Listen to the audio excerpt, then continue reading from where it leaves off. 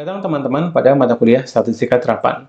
Pada pertemuan kali ini kita akan membahas tentang keterkaitan antara riset, data, statistika, dan komunikasi strategis. Pertama-tama, apakah teman-teman pernah mendengar tentang PISA? PISA adalah Program for International Student Assessment. Program ini adalah sebuah studi untuk mengevaluasi sistem pendidikan yang diikuti oleh lebih dari 70 negara di seluruh dunia. Setiap 3 tahun, murid-murid berusia 15 tahun dari sekolah-sekolah yang dipilih secara acak menempuh tes dalam mata pelajaran utama yaitu membaca, matematika, dan sains. Tes yang kemudian diinisiasi oleh Organization for Economic and Cooperation and Development atau OECD ini bersifat diagnostik dan digunakan untuk memberikan informasi yang berguna untuk perbaikan sistem pendidikan. Indonesia telah berpartisipasi dalam studi PISA mulai tahun 2000. Di tahun 2022, yang baru-baru ini juga banyak dibicarakan di media, skor PISA Indonesia itu turun, meskipun peringkatnya naik. Dan PISA adalah salah satu survei yang kemudian memperlihatkan pentingnya kemampuan dalam bidang literasi, numerasi, dan sains. Kemampuan dalam bidang literasi, numerasi, dan sains adalah kemampuan-kemampuan yang sangat berkaitan dengan riset. Kita tentu tidak perlu selalu harus menyamakan riset dengan berbagai macam praktik yang sifatnya mungkin rumit ya. Tapi di sini kita bisa bilang bahwa riset adalah salah satu kemampuan dan keterampilan yang sangat dibutuhkan dalam konteks penyelesaian berbagai macam masalah. Jadi, kita akan membahas dulu tentang riset. Apa sih kemudian pentingnya riset? Dan kalau misalnya teman-teman pernah mendengar tentang riset terapan atau applied research, itu dalam konteks seperti apa riset yang dilakukan? Contoh-contohnya seperti apa? Dan studi kasusnya juga seperti apa? Pertama-tama, apa yang kemudian ada di kepala teman-teman ketika mendengar kata-kata riset? Seperti tadi di awal, saya sudah katakan bahwa mungkin ketika kita mendengar kata-kata riset, yang terbayang dari kita adalah kuesioner, yang terbayang dari kita adalah metodologi yang rumit, yang terbayang dari kita adalah misalnya jangka waktu yang relatif panjang. Ya, jadi berbagai macam hal yang kesannya riset itu tidak dilakukan setiap hari. Riset itu tidak dilakukan dalam hal-hal yang sifatnya lebih praktikal.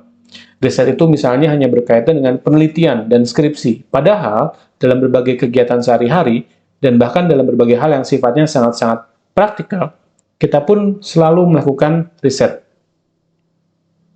Di sini misalnya, selanjutnya kita bisa mengkategorisasikan berbagai macam praktik yang berkaitan dengan riset. Yang pertama adalah kemampuan kita, ya, kemudian praktik kita dalam mencari informasi. Yang kedua adalah kemampuan kita untuk mensintesiskan informasi. Sintesis ya, di sini kita bisa menggarisbawahi tentang sintesa. Dan kita di sini juga misalnya mampu untuk mempresentasikan informasi tersebut kepada berbagai macam pihak dengan berbagai macam tujuan. Jadi secara sederhana, kalau kita bicara tentang riset yang tidak hanya kemudian berfokus pada penelitian, skripsi, kita bisa bilang bahwa riset adalah bagaimana kita mencari informasi, bagaimana kita mensintesiskan informasi, dan bagaimana dari informasi tersebut kita bisa tunjukkan, kita bisa presentasikan kepada orang lain, ya, kepada berbagai macam pihak, dengan tujuan-tujuan yang bervariasi. Jadi kita menurunkan konsep dan praktik riset dari yang mungkin hanya di awang-awang dan kita belum pernah melakukan sebelumnya, bersifat rumit dan lain sebagainya, kepada hal-hal yang bersifat terapan, lebih praktis, lebih praktikal. Selanjutnya kita akan membahas tentang keterkaitan antara data dan riset. Tentu saja dari mana data itu didapatkan sudah kita bahas di video sebelumnya. Data misalnya bisa berasal dari sumber primer maupun data juga bisa berasal dari sumber yang sifatnya sekunder. Data primer adalah data yang kemudian kita kumpulkan sendiri melalui berbagai macam penelitian. Penelitian itu bisa kita lakukan dalam konteks penelitian kuantitatif, di mana misalnya kita melakukan uji statistik, kita melakukan operasionalisasi matematika, atau data yang berasal dari penelitian kualitatif. Selanjutnya ada juga data yang bersumber dari sumber sekunder. Data yang berasal dari desk research, data yang berasal dari literatur review. Sebetulnya ketika kemudian kita mulai mencari data tentang berbagai macam hal, itu kita juga sudah melakukan riset-riset yang sifatnya sederhana. Jadi misalnya ketika kita melakukan desk research atau misalnya katakanlah kita mau tahu tentang konteks-konteks dalam komunikasi, kita kemudian melakukan googling tentang konteks tersebut, kita membaca-baca tentang dari siapa sih sebetulnya konteks itu muncul, kita membaca tentang kesejarahan sebuah konteks tersebut, maka kita sebetulnya sudah melakukan riset yang bersifat sekunder. Kita mencari data dari sumber-sumber sekunder. Data, information, knowledge, dan wisdom. Selanjutnya kita bisa melihat bahwa ada berbagai macam peningkatan dari data hingga menjadi hal yang sifatnya sangat berguna. Jadi, tiap data itu kemudian kita cari polanya seperti apa, ya. Ketika kemudian data itu bisa kita gunakan untuk menjawab pertanyaan-pertanyaan tertentu, ketika kita kemudian melihat polanya, ketika kita kemudian melihat sebab akibat, maka ada nilai-nilai yang kemudian kita bisa tambahkan kepada data tersebut, sehingga data itu menjadi informasi, menjadi knowledge, menjadi wisdom yang berguna untuk kita. Selanjutnya, tadi kita sudah bicara tentang riset yang sifatnya basic atau dasar, yang sering dilakukan dalam konteks akademis, dan riset yang sifatnya lebih terapan. Misalnya di sini kita bisa lihat ada basic research atau riset dasar, ya. Tadi kita sudah bahas bahwa di sini biasanya dilakukan dalam konteks akademik, ya. Jadi yang banyak melakukan mungkin akademisi, peneliti-peneliti dari perguruan tinggi misalnya. Dan di sini itu ada beberapa karakteristik, misalnya self-initiated dari si akademisnya sendiri, kemudian ini dilakukan oleh grant, dan biasanya kemudian bersifat single disiplin, satu disiplin ya. Kemudian juga di sini ada pressure time yang tidak begitu ketat. Jadi kita bisa melihat misalnya riset-riset dasar itu sebetulnya dilihat dari segi waktu itu tidak terlalu banyak tekanan di situ. Sedangkan sebaliknya, untuk riset-riset terapan, itu biasanya konteksnya tidak hanya akademik, tapi juga riset terapan untuk pemerintah membangun kebijakan, untuk pemerintah membuat kebijakan, kemudian ada riset-riset yang dibutuhkan oleh pihak bisnis, pihak industri, dan lain sebagainya. Di sini, kemudian pressure-nya atau tekanan terkait waktunya itu relatif lebih tinggi, karena risetnya itu dibutuhkan untuk hal-hal yang sifatnya lebih praktikal. Dan juga biasanya riset-riset yang bersifat terapan ini juga bersifat multidisiplin. Jadi tidak hanya dalam satu disiplin, katakanlah riset komunikasi saja. Tapi mungkin riset komunikasi perlu dikombinasikan misalnya dengan riset yang berkaitan dengan ilmu-ilmu sosial yang lain, bahkan juga bisa dikaitkan dengan ilmu-ilmu yang berdasarkan dari ilmu-ilmu eksakta misalnya. Jadi sifatnya lebih kepada multidisiplin. Nah, kemudian siapa sih yang melakukan applied research atau riset terapan? Kadang-kadang kita juga punya sebuah asumsi bahwa riset ini hanya dilakukan oleh peneliti. Riset ini hanya dilakukan oleh mereka yang berada dalam konteks akademik. Padahal di industri, riset-riset terapan juga dilakukan oleh berbagai macam pihak. Di sini misalnya kita bisa melihat ada non-profit atau market researcher. Jadi orang-orang yang misalnya dia kemudian melakukan penelitian yang berkaitan dengan selera pasar, atau misalnya dia melakukan penelitian tentang perilaku konsumen, atau misalnya dia melakukan penelitian tentang halayak tertentu, ya, itu juga semuanya berkaitan dengan riset terapan. Bahkan konsultan-konsultan dalam berbagai macam konteks bisnis, itu mereka pun melakukan riset-riset yang sifatnya terapan, meskipun mungkin lebih banyak yang bersifat dari data sekunder. Di sini kita bisa lihat misalnya dari contoh-contoh LinkedIn ya, ini kita bisa lihat ada job title market researcher, lead researcher, research and development lead. Jadi semua adalah orang-orang yang melakukan riset yang bersifat terapan. Dan field atau konteks yang related atau berkaitan dengan komunikasi, bisa misalnya riset-riset yang berkaitan dengan pemasaran, riset-riset yang berkaitan dengan media, riset-riset yang berkaitan dengan bisnis, yang dengan kesehatan, digital, berbagai macam konteks non-profit, dan lain sebagainya. Selanjutnya di sini, kalau kita kemudian melihat apa itu riset terapan, dan bagaimana dia dilakukan, kita bisa melihat bahwa beberapa hal yang perlu dipahami dalam riset terapan itu adalah, pertama, ability to find and collect data. Jadi, bagaimana riset terapan akan selalu berkaitan dengan kemampuan untuk mencari dan kemudian mengumpulkan data. Dan juga, tentu saja, data yang sudah dikumpulkan selanjutnya perlu di-manage dengan baik.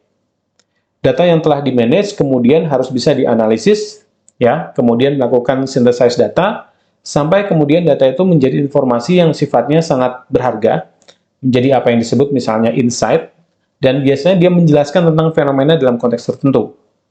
Karena riset ini bersifat terapan, maka dari situ riset terapan pun perlu untuk selalu meng-highlight, menggarisbawahi, misalnya dari riset tersebut, dari data yang tersedia, solusi dari sebuah permasalahan seperti apa, diagnosisnya seperti apa misalnya, dan kemudian opportunities atau kesempatan yang berkaitan dengan permasalahan tersebut untuk menyelesaikan permasalahan tersebut seperti apa.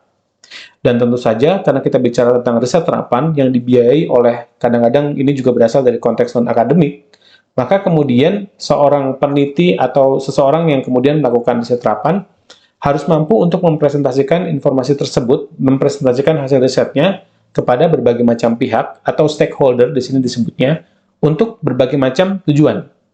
Jadi, applied research atau riset terapan pun perlu dilakukan dengan step-step seperti ini. Contohnya seperti apa riset terapan? Beberapa contoh riset terapan, yang pertama misalnya ada survei yang dilakukan untuk kemudian mengkategorisasi halayak. Dari kategorisasi halayak itu misalnya kemudian dilakukan untuk menyusun segmentasi dari produk yang akan dijual.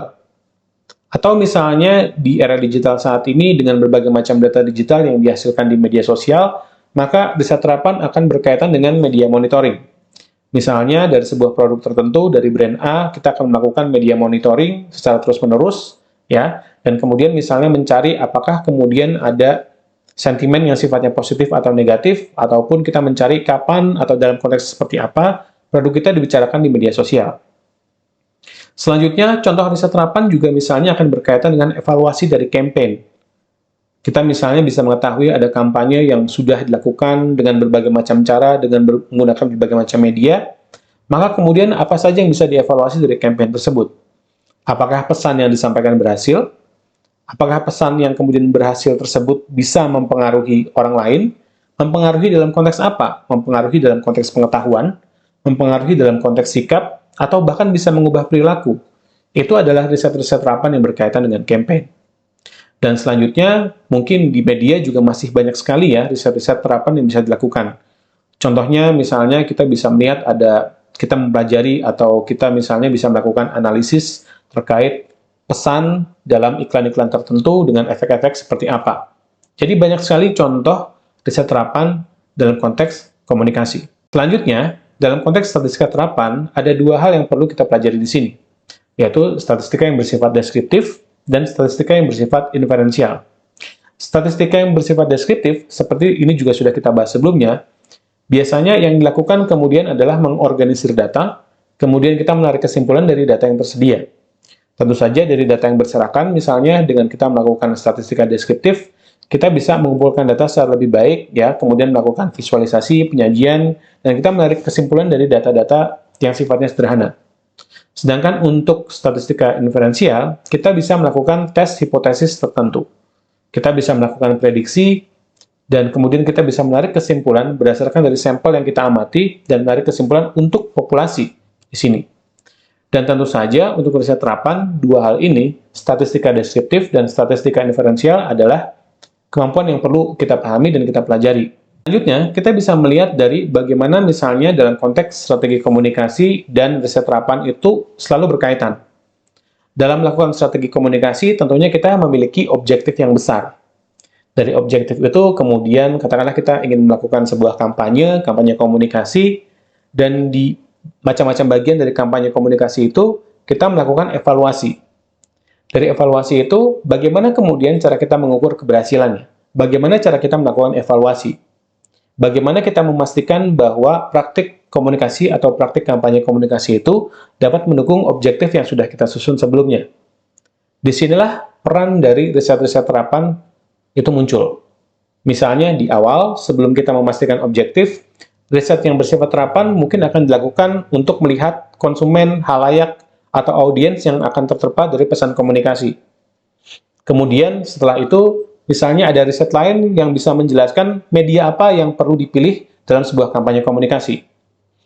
Dan bahkan hingga di akhir, hasil dari kampanye komunikasi itu seperti apa, maka riset terapan seperti survei itu juga bisa dilakukan. Jadi kita bisa lihat bahwa dalam konteks komunikasi strategi komunikasi, riset terapan sangat berguna bahkan dalam berbagai macam bagian dalam praktik kampanye komunikasi misalnya. Baik, itu saja yang bisa saya sampaikan terkait dengan riset, data, dan strategi komunikasi.